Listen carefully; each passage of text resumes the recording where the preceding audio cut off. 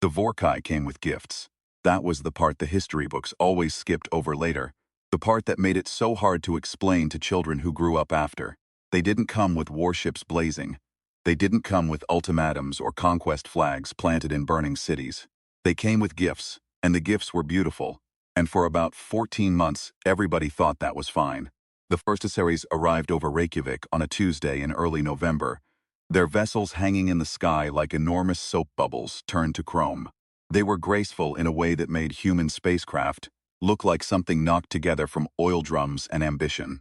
They communicated through a translation lattice they'd apparently built in about 6 hours by intercepting radio transmissions. And their first formal statement to the UN Security Council was, "We bring you things your children will love." Nobody knew what to make of that. The diplomatic corps ran it through 17 interpretive frameworks. Theologians had opinions. Internet commenters had more opinions. But the Vorkai were patient the way only something ancient can be patient. And they waited. And eventually a delegation flew to Reykjavik in planes that felt suddenly very small and very loud. And the Vorkai opened the lower bays of their ships. And they were right. The things they had brought were extraordinary. Leland Marius Calloway was 53 years old, a retired general of the United States Space Force. When he was appointed Humanities Coordinator of Alien Exchange Programs, he had a jaw like a geological feature and eyes the color of overcast sky, and he had spent 31 years in uniform thinking about threat vectors, and none of the threat vectors he had spent his career contemplating looked anything like this. He stood in the Reykjavik facility on the day the Vorkai unpacked their goods, and he watched technicians in hazmat suits carefully cataloging objects that seemed to rearrange themselves when nobody was looking directly at them. Interactive learning constructs, the Vorkai called them. Each one was keyed to the cognitive signature of whoever first touched it. Each one adapted. Each one was, in the Vorkai's language, a word that translated most closely to gift for becoming, a gift for becoming. Leland wrote that in his report. He underlined it twice. He didn't sleep well for several weeks afterward, though he couldn't have articulated precisely why. His nephew, Jonas, was 29 and worked on the 3rd floor of the same building, in the Human Side Analysis Division, where he had the kind of job that involved taking things apart and putting them back together wrong on purpose to see what happened. Jonas had been hired originally for his degree in xenolinguistic interface design, a field that had been largely theoretical until about 14 months ago. Now it was the most important field nobody had properly funded. Jonas was the one who first noticed the patterns. He had what his uncle would have called an unfortunate relationship with authority, which, in practice, meant he asked questions in the wrong tone of voice and kept notebooks full of diagrams that looked alarming out of context. He had his mother's laugh, big and sudden and entirely undignified, and he wore the same 3 shirts in rotation, and he had the habit, when he was thinking hard, of humming something under his breath that nobody could ever quite identify.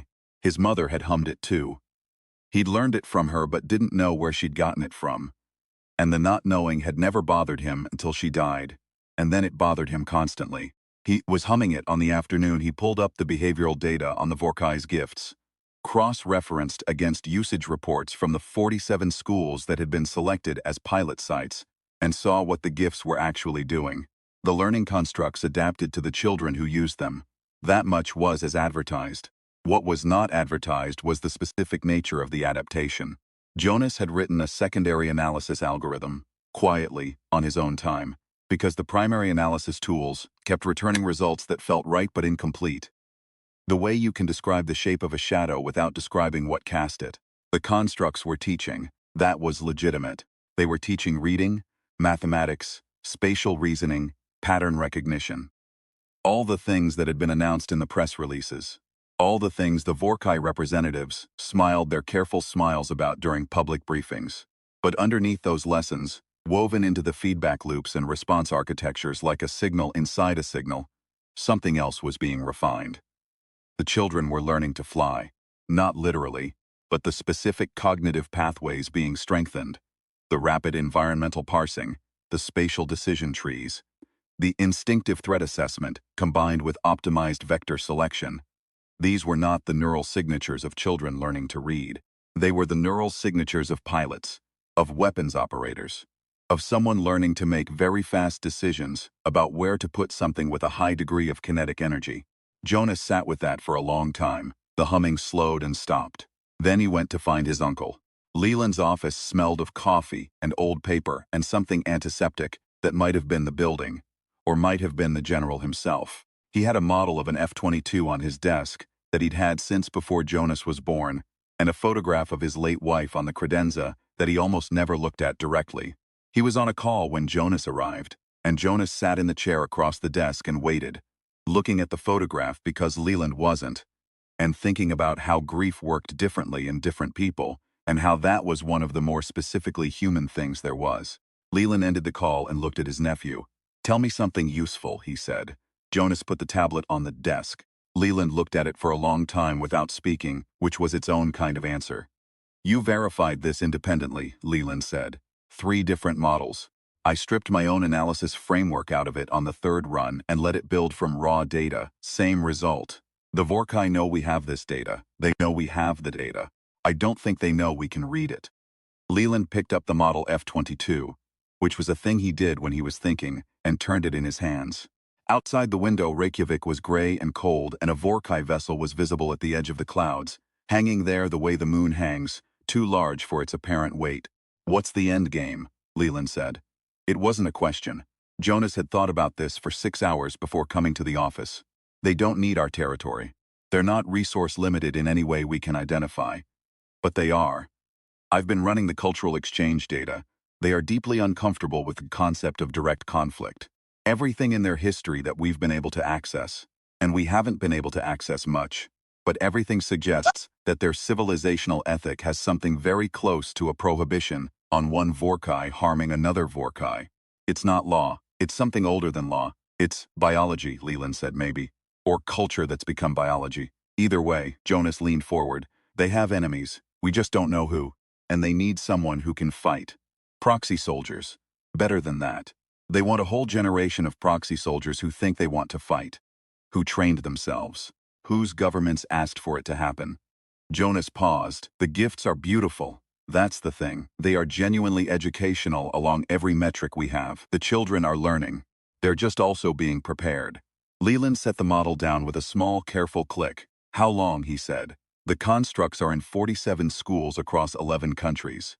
If the rollout continues at the projected rate, in 3 years you'd have the first cohort ready for whatever comes next.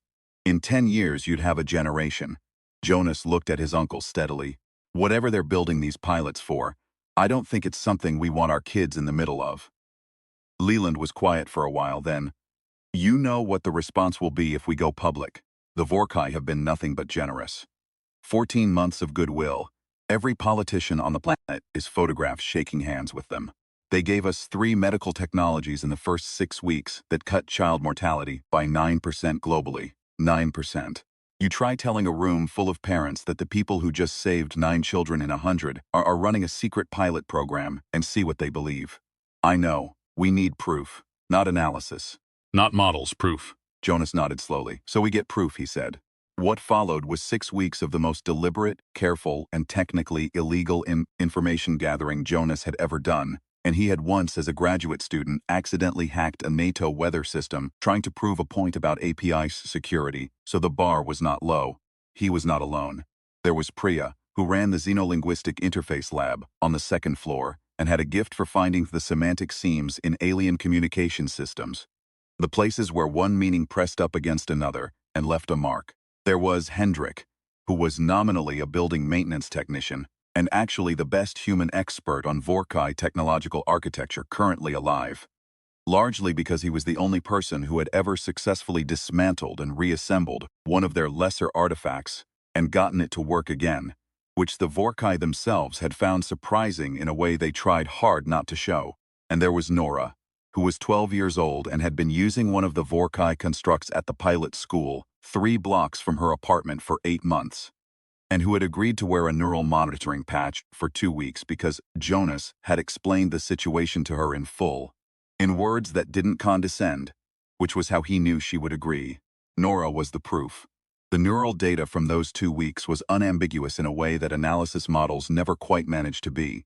What the construct was doing to Nora's developing brain, the specific pathways it was reinforcing, the specific ones it was allowing to atrophy, left no interpretive wiggle room. She was being shaped. Not broken, not harmed in any way the existing frameworks could identify, but shaped, the way a blade is shaped, with a specific purpose in mind that had nothing to do with what she'd been told she was learning. Nora herself, when Jonas showed her the readout, looked at it for a long time and then said, "Huh." Then she said, "My reflexes on the flight sim have gotten really good." Then she said, "Can I keep the patch?" "It's kind of cool." He let her keep the patch. He brought everything to Leland on a Friday evening when the building was mostly empty. And Leland looked at all of it and then looked at Jonas for a long time with that overcast expression. "You understand what this does," Leland said. "I understand what it does to you," Jonas said carefully. "Everything I've built with them, the exchange programs, the medical technology. 3 months ago, I told the Secretary General personally that I believed the Vorkai were operating in good faith. You believed that based on the information you had. It will look like I was fooled. You were fooled. We all were. That's the point." Jonas paused. "They're very good at this."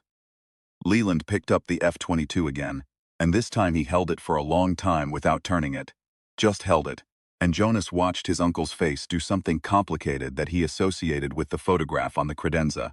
"We do this right," Leland said finally. "We do this carefully, and we do not go to the press first." "Agreed. We go to the Vorkai first." Jonas blinked. That's a risk. Everything from here is a risk." Leland set the model down neatly with a precision that suggested the gesture was deliberate. "But if we go to the press, and they deny it, which they will, we've lost the element of surprise, and we've poisoned every relationship that might be useful. If we go to them first, directly, with everything we have." He stopped.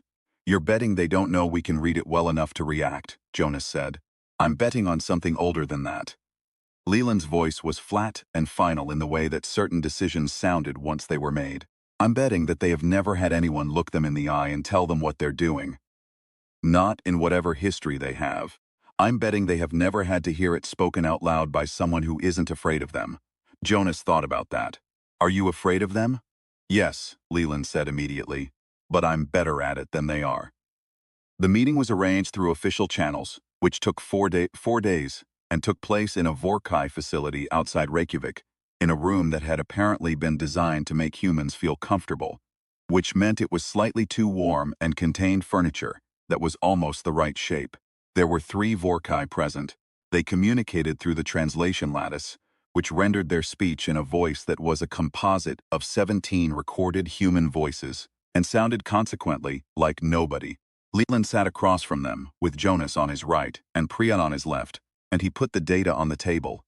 Not metaphorically, but literally, in printed form, because he had decided there was something important about the physical weight of paper, and he laid it out methodically and completely, the way he'd been trained to present intelligence assessments, without editorializing, without accusation, just fact following fact. The Vorkai were very still while he spoke.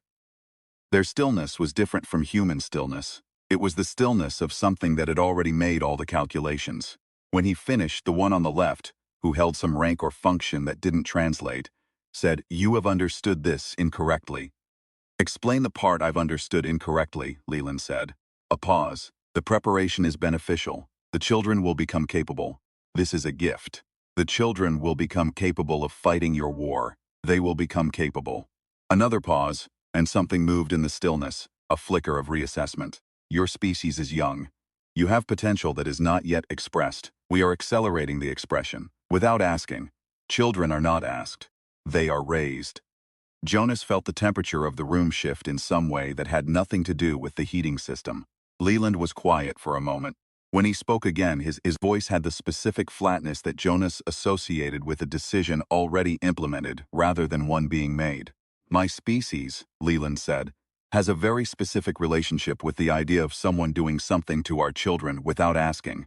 You will want to understand that before you continue this conversation." The Vorkai communicated with each other in the subaudible register for approximately 4 seconds, which the translation lattice did not interpret. Then the one on the right said, "What do you want?" "The constructs are removed from every school, all of them.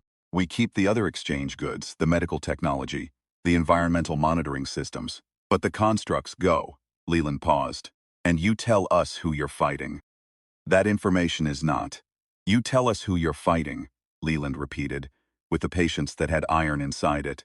Or we tell every government on this planet what you were doing with their children, and you can spend the next however long explaining yourselves to 7 billion people who are, I promise you, considerably less civil than I am being right now.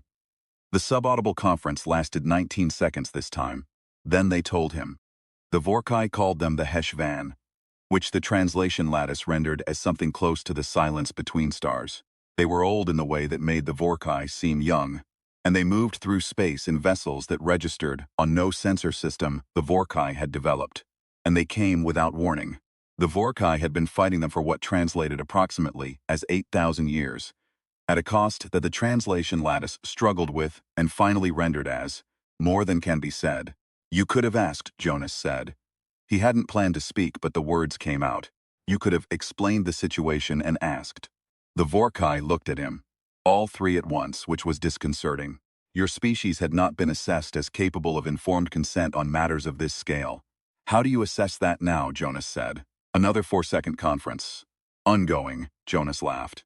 It was his mother's laugh, sudden and big and completely wrong for the room, and it seemed to startle the Vorkai in a way that nothing Leland had said had managed to. You built us a generation of pilots without telling us why, he said. And then we reverse-engineered your secret education program and showed up to your house with the evidence, and you're still not sure if we're capable of informed consent. Priya, on his left, put her hand over her mouth. Leland to his right did not move, but something in his face did. Ongoing, the Vorkai repeated, and this time, there was something in the translated voice that had not been there before. If it had been a human voice, it might have been called Rai. The constructs were removed from the schools within 72 hours. The official statement, agreed upon after considerable negotiation, was that the program was being paused for reassessment of cross-cultural pedagogical compatibility, which was technically true in the way that the most careful lies are technically true. The children who had been using them were assessed by a team that Jonas helped assemble, and the assessments showed that the changes were real but not irreversible. The shaped pathways would recede without reinforcement, replaced by whatever the children chose to build in their place. Nora, when told this, seemed mildly disappointed. My reflexes were getting really good, she said again. Then, what if I want to keep the reflexes? Jonas thought about that. That's a conversation for later, he said. When you're older, when you can choose. That's the point, isn't it? Nora said. She was 12 and looked at things with a directness that reminded Jonas of something he couldn't quite name. That's the point, he agreed. The relationship with the Vorkai did not end. It changed, with the specific difficulty of things that change rather than break. The renegotiation of terms. The slow rebuilding of something on a foundation that had been tested and found partly hollow. There were more meetings. There were arguments that translated badly in both directions. There were moments of something that could generously be called progress, and moments that could less generously be called the same thing. Leland was in most of the meetings. Jonas was in all of them. It was Jonas, eventually, who proposed the thing that stuck. Not a training program, not a covert operation, not an exchange of children or soldiers or genetic material, or any of the other things that had been floated in the rooms with too warm air and almost right furniture. A research collaboration. Humans and Vorkai working together on the problem of the HFY's detection, with all data shared, all methods disclosed, all decisions made in the open. They will not consent to full transparency, the senior Vorkai representative said, in the room where they'd been meeting for 6 months, the room Jonas had started thinking of as the room. They will not consent to it immediately, Jonas agreed. But I think they'll get there. He paused. The thing you keep not understanding about us is that we're very comfortable with processes that are slow and messy, and don't have guaranteed outcomes. We've been doing things that way since before we had language. That is inefficient. Yes, Jonas smiled. But it's ours. Leland was watching him from across the table with the overcast expression, and Jonas couldn't tell if it was approval or something more complicated than approval. With Leland, it was often hard to distinguish between the two. He thought about his mother. He thought about the photograph on the credenza that Leland almost never looked at directly, which was its own kind of looking. He thought about the fact that humanity had come within a generation of being made into something else's weapon, and had caught it, and was now sitting in a room negotiating the terms of its own future with the species that had tried to do it. He thought about that as a specifically human thing, not the crisis, the negotiating, the showing up the next day. The humming came back, low and unconscious, and he didn't notice he was doing it until Priya touched his elbow. He stopped. "Sorry. What is that?" the Vorkai representative asked. The translated voice was flat, but something in the question was not flat. Jonas thought about it.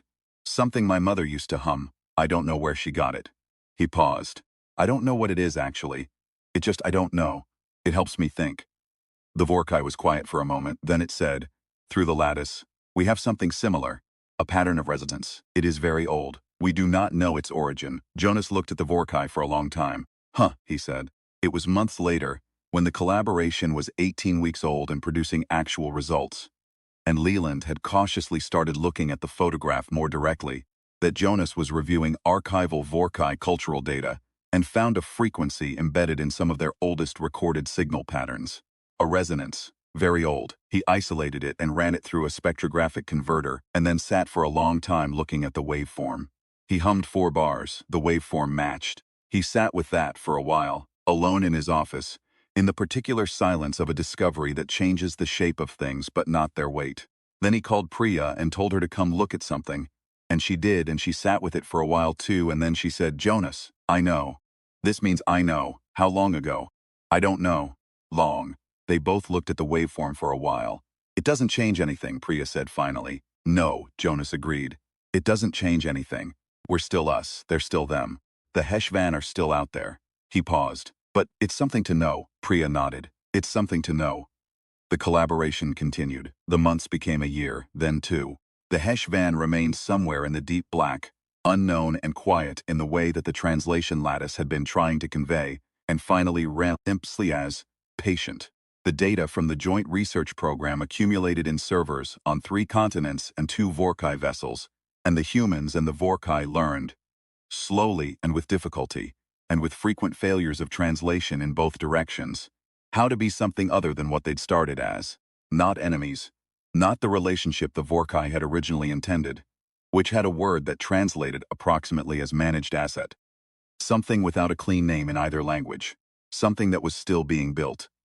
Leland retired formally on a Tuesday in early March, 3 years after the first Vorkai vessel appeared over Reykjavik. The ceremony was small and practical, which was how he'd wanted it.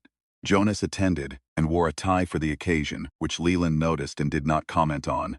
There was a speech by the Secretary General that was gracious and true in the edited way of official speeches. There was coffee afterward that was very good, because someone who knew Leland had arranged for the good coffee. Leland found Jonas standing by a window with his coffee, looking out at the sky, which was clear for once. The Vorkai vessel that had been visible over Reykjavik for 3 years was gone now. It had relocated to the research station 6 months ago when the collaboration moved to a more permanent facility. "You did well," Leland said. It was not something he said easily. Jonas turned from the window. "You did the hard part. I did the part I knew how to do. You did the part I couldn't have done. We both did the part we knew how to do." Jonas paused. "That's the thing, I think. We're complicated enough to do different things. That's what got us here." Leland was quiet for a moment. Then, "I'm going to look at that photograph," he said. The sentence didn't seem to be about the ceremony or the coffee or the window, and Jonas didn't treat it as if it were. "Good," Jonas said.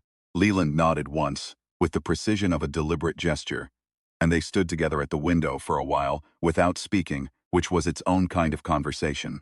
Outside, the sky was a pale, clear blue that went up and up without apparent limit, the color of a question that doesn't have an answer yet, but is still worth asking.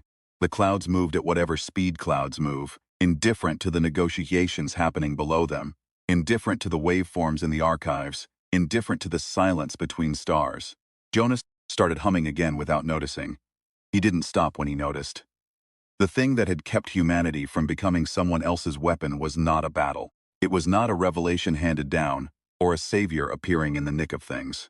It was a young man who looked at data sideways, and a 12-year-old who said, "Huh," and an old general who knew the difference between being afraid and showing it. It was the showing up the next day, and the negotiating in bad chairs, and the coffee, and the ties worn for occasions, and the photographs looked at honestly. It was the humming. The thing passed down through mothers who got it from their mothers all the way back to wherever things begin, to some point so distant that the Vorkai had it too, and neither species knew what it meant, or where it came from, or why it persisted. It persisted. That was, Jonas thought, Watching the sky and not stopping the humming kind of the whole story. It persists.